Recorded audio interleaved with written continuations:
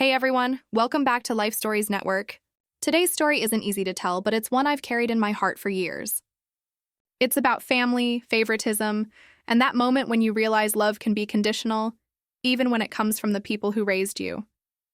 So sit back because this one still stings when I remember it. Growing up, my parents were always a little obsessed with appearances. My sister Hannah was the golden girl. She had lighter hair, a smaller frame, and this soft laugh that people instantly loved. I was louder, more practical, and always the one fixing things around the house while she got her nails done. I used to joke that we were the before and after versions of each other, but deep down I knew they saw her differently. When I got engaged, I thought maybe things would shift. I'd waited, built a career, and found someone who loved me for my quirks. His name was Daniel, and he made me feel safe in ways I didn't know I needed. When we announced our engagement, my mom cried. Not out of joy, but shock. "You're getting married before Hannah?" she said. That one sentence burned into my brain. I brushed it off, told myself it was just surprise. But as wedding planning started, the tension grew. Every choice I made, my dress, the venue, even the flowers, came with a comment. "That color might wash you out. You sure you don't want to try something more feminine?" It wasn't advice. It was criticism dressed up as concern. Then came the heirloom. My grandmother's wedding necklace, a delicate gold piece passed down through generations. When I was 16, my mom told me it would be mine one day. She said I had grandma's strength, that I'd carry her legacy with pride. That promise kept me steady through a lot of hard years. 2 weeks before the wedding, I went over to pick it up. I'd imagined this moment so many times, opening that little velvet box, maybe crying a bit. Instead, I walked in to find Hannah trying it on. She stood in front of the mirror, turning her head, and Mom said, "Doesn't she look just like a bride?" My stomach dropped. I laughed nervously, thinking it was a joke. It wasn't. "We decided it suits her better," Mom said. "She looks more like Grandma anyway." I felt like the floor had vanished under me. I managed to ask, "But you said it was mine." And she just smiled. That calm mother smile that pretends to be gentle but slices deeper than anger. Plans changed, sweetheart. I went home that night and sat in the car for almost an hour before going inside. Daniel came out and found me crying. He didn't ask questions, just sat with me, holding my hand. That silence said everything. He knew this wasn't about a necklace. It was about being invisible to the people who were supposed to see me first. The next few days were a blur of tension and fake smiles. Mom kept texting about little changes to the wedding. She wanted Hannah to walk before me during the entrance because she's so photogenic. I refused. She called me ungrateful. My dad, who usually stayed out of everything, told me not to make things bigger than they are. But they already were big. They were everything. At my final dress fitting, Hannah showed up uninvited wearing white. She said she just wanted to feel the energy. The tailor gave her a look, but my sister basked in the attention. She asked if she could borrow my stylist for her future wedding.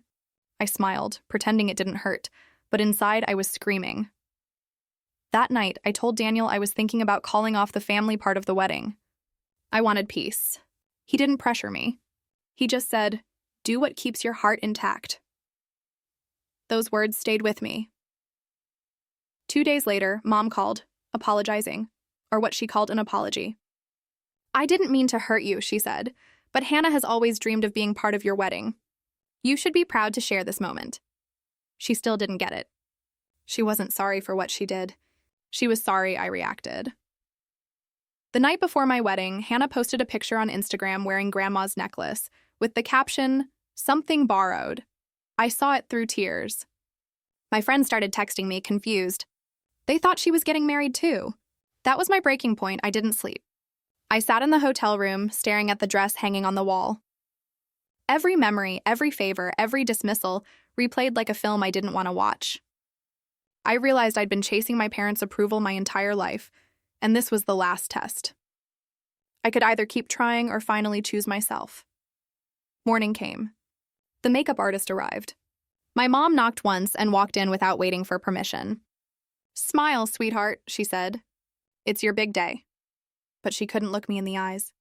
Hannah followed in a cream-colored dress that looked suspiciously close to white. I almost laughed. It was too predictable. When we got to the venue, I stood in front of the mirror one last time before walking down the aisle.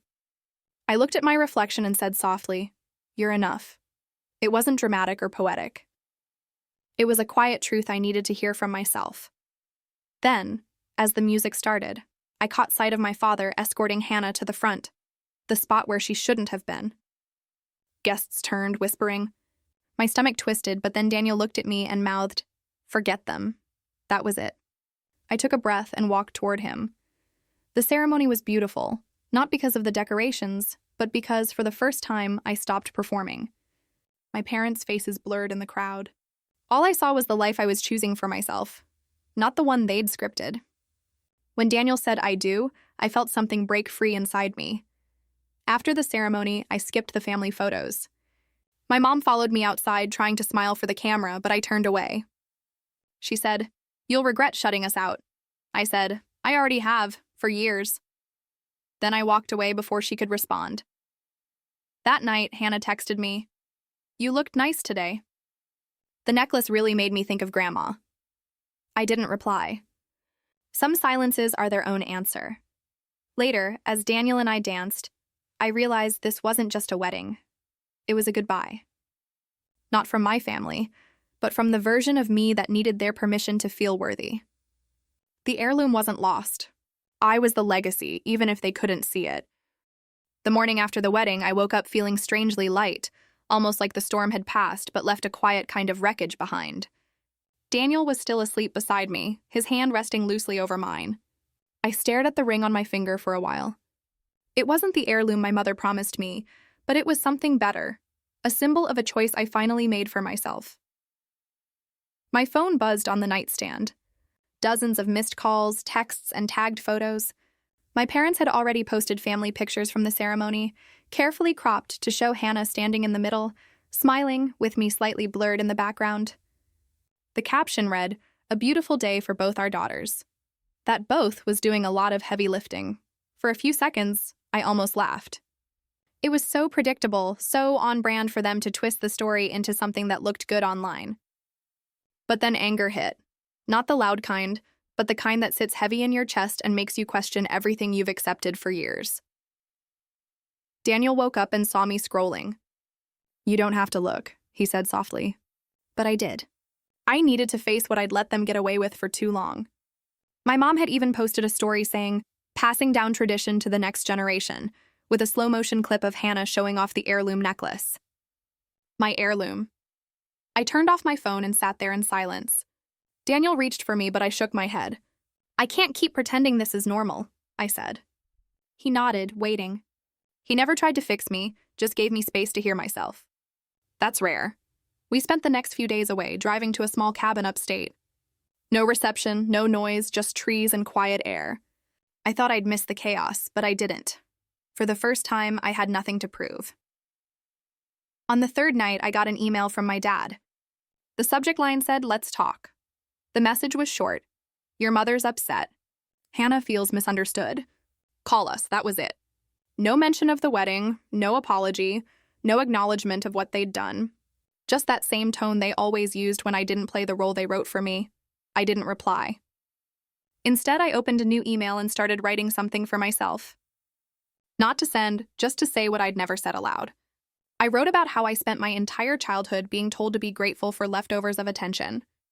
About how I used to hide my report cards behind Hannah's trophies because I didn't want my parents to compare them. About the time I got sick at 12 and my mom said, "Don't overreact, your sister's piano recital is tomorrow." Every sentence hurt, but in a cleansing way. It was like cleaning a wound that had been ignored for too long. When I finished, I saved the draft and closed the laptop. Daniel was reading by the window. He looked up and said, "Feel better?" I said, "No, but I feel real." A week later, I got a message from an old family friend, Aunt Marlene. Not really my aunt, but one of those lifelong friends who actually cared.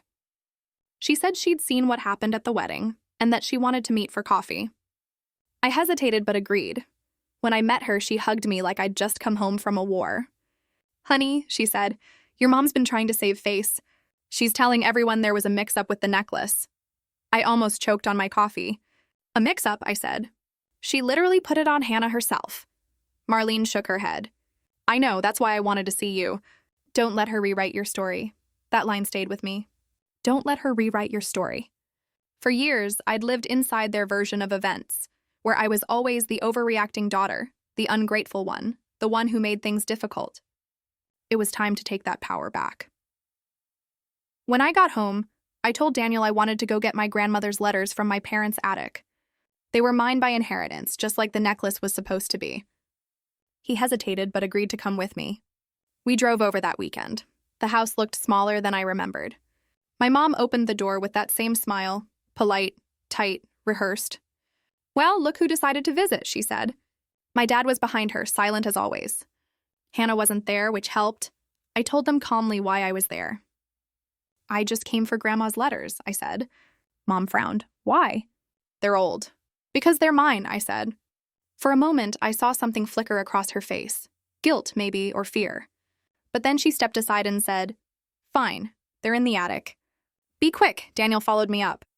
The attic smelled like dust and memories. Old boxes, holiday decorations, photo albums, all stacked neatly. I found the box marked Mom's side, opened it, and there they were.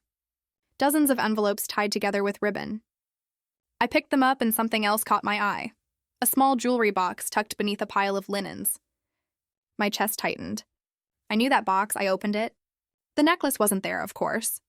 But there was a note inside in my grandmother's handwriting. It said, "For my granddaughter who carries my courage." That was me. My name wasn't written, but I knew it. My grandmother was the only one who ever called me brave. I took the letters and the note, closed the box, and stood there for a while. Part of me wanted to confront my mother with it, to show her that I had proof. But another part of me was tired of fighting battles she'd never admit to starting. When we came downstairs, Mom asked if I'd found what I needed. I said, yes. Then I added, I also found a reminder of who I am. She blinked, confused, and said nothing. My dad looked at me for a moment, then looked away. That silence said everything. On the drive home, Daniel asked what I was thinking. I said, I'm done waiting for them to see me. I'll build my own family from now on. He smiled and said, then let's start today. That night, I read the first letter from my grandmother. It was dated 1975. She wrote about love, but not the pretty kind. The kind that's honest, that doesn't always get returned, but still matters because it teaches you who you are. I cried reading it. For her, for me. For every daughter who's ever been told she's too much or not enough. The next day, Hannah texted again. Mom's upset you took the letters, she wrote. She says they belong to the family. I typed back, they do. I'm family too. Then I turned off my phone. Weeks passed. I didn't call. They didn't either. For once, the silence wasn't heavy. It was peaceful. Like space I could finally breathe in. Daniel and I started looking for a house. Not a big one, just enough for us and maybe a future full of things that didn't have to be earned. One evening, while packing old stuff, I came across a photo of my parents' wedding. My grandmother was wearing the same necklace, smiling, standing between them. She looked radiant, strong. For the first time, I didn't feel pain seeing it. I felt proud, because even though they gave the necklace away, the real inheritance, her resilience, was already mine. That was when I decided to write everything down. Not to shame them, not to seek revenge, but to tell the truth. To remind myself, and maybe others, that being overlooked doesn't erase your worth. And maybe, just maybe, this was how healing starts. Not with apologies you'll never get, but with choosing peace over proof. A month passed before I heard from them again. It was late afternoon, quiet, the kind of day where the world feels like it's holding its breath. My phone buzzed with a number I still knew by heart. I didn't want to answer, but I did. It was my dad. His voice sounded older, thinner. Your mom isn't well, he said. She's been crying a lot. She wants to see you. I didn't know how to respond. For years, she had used guilt as a language, and I had always answered. But this time, I waited. What does she want to say? I asked. He sighed. I think she realizes she went too far. I didn't believe him, but something in me softened. Maybe it was curiosity. Maybe I still wanted closure. I'll come by tomorrow, I said, and hung up. Daniel looked up from his laptop when I told him. You don't owe them anything, he said. I nodded. I know. But I owe it to myself to hear it and decide what to do. The next day, I drove back to the house I grew up in. It looked smaller again, as if every visit shrank it a little more. My mother was sitting in the living room, wrapped in a shawl, looking fragile in a way I'd never seen before. She looked up and gave me a smile that didn't reach her eyes. "Thank you for coming," she said. I sat down across from her. She started talking about the wedding, about how things got emotional, how she didn't mean to hurt anyone. It wasn't an apology, not yet. It was damage control. I stayed quiet, and that silence made her nervous. She kept glancing at my face, waiting for me to rescue her from her own discomfort. When I didn't, she finally said it, the sentence I'd wanted to hear for years. "I'm sorry, honey." "I really am." I studied her for a moment. The words were there, but they didn't carry weight. They felt rehearsed, like she'd practiced them in the mirror. Still, they were words I never thought she'd say. I nodded slowly. "Okay," I said, her eyes filled with tears. "That's all?" "Just okay," I sighed. "Mom, I've been waiting for you to see me for who I am, not for how I compare to Hannah. But maybe that's too much to ask. Maybe this is as close as we'll get." She tried to argue, but I stood up. "I forgive you," I said. "But forgiveness doesn't mean I'm coming back to play the same role." She cried harder, reaching for me. I hugged her, not out of obligation, but out of compassion. Then I stepped away. "Take care of yourself, Mom." When I left the house, my dad was on the porch. He looked at me with quiet eyes, and for once, I saw regret there. "You've grown stronger than us," he said. "That's good." I didn't know what to say, so I just nodded and walked to my car. Driving home, I didn't feel victory. Just a calm kind of closure. Some wounds don't heal with grand gestures, they just stop bleeding one day. That night, I told Daniel what happened. He wrapped his arm around me and said, "You did the right thing. You faced it without losing yourself." I smiled faintly. That's new for me. The next morning, I got a package on our doorstep. No return label, just my name. Inside was the heirloom necklace. My heart stopped for a second. The same delicate gold shining softly in the light. There was a note inside. "You were always meant to have this. Love, Dad." I didn't cry right away. I just sat there holding it, feeling the weight of everything it symbolized. Not because it fixed anything, but because it felt like a quiet acknowledgement, maybe even redemption. I wore it that night for the first time. Daniel noticed immediately. "It looks right on you," he said. And somehow it did. Over the next few months, my life shifted in quiet ways. I kept my distance from my parents, not out of anger, but for peace. We spoke occasionally, polite and restrained. Hannah stayed silent. I think she knew I'd finally stepped out of the shadow she'd never meant to cast, but had lived in anyway. Then one afternoon, Hannah called. Her voice was softer than usual. "I wanted to say sorry," she said. "For the necklace, for the wedding, for everything. I didn't realize how much it hurt you. That surprised me." I didn't know what to say. "Thank you," I said finally. She hesitated, then added, "Mom's been different lately. She talks about you a lot." We talked for a while, not like sisters fixing the past, but like women trying to start over. For once, there wasn't competition in her tone. Just honesty.